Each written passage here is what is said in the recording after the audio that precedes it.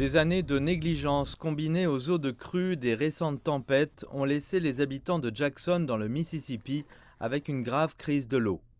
L'eau n'est pas potable et je dirais même qu'il n'est sécuritaire de l'utiliser pour se brosser les dents parce que nous ne constatons pas une chloration adéquate et une capacité à désinfecter systématiquement l'eau. Et beaucoup n'ont pas du tout d'eau courante en raison des défaillances d'une usine vieillissante de traitement de l'eau.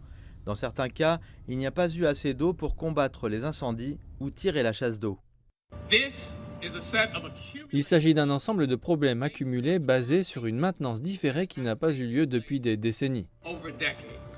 La ville est composée à environ 80% d'Afro-Américains et les défenseurs des droits civiques disent que cela joue un rôle majeur dans la crise.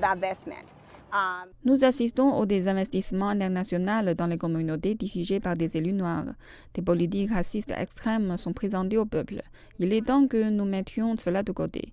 Nous ne pouvons plus nous permettre de continuer à jouer à des jeux avec 175 000 habitants qui vivent ici dans la seule ville de Jackson.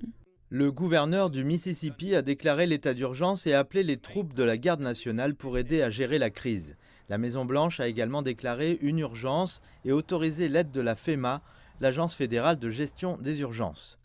Ici aux États-Unis, la plupart des gens ont facilement accès à de l'eau courante propre. Sans cela, les familles et les entreprises sont obligées de s'adapter. Cela signifie de l'eau en bouteille pour ceux qui peuvent s'en procurer, ou de faire bouillir l'eau avant utilisation pour ceux qui ont de l'eau courante.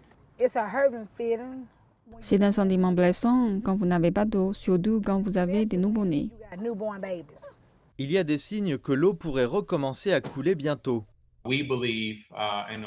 Nous croyons et sommes optimistes que nous pouvons voir l'eau restaurée pour nos résidents d'ici à cette semaine. Mais il y a une énorme montagne à gravir pour atteindre cet objectif. Mais il n'y a pas de date fixe pour savoir quand l'eau sortant des robinets de Jackson sera potable.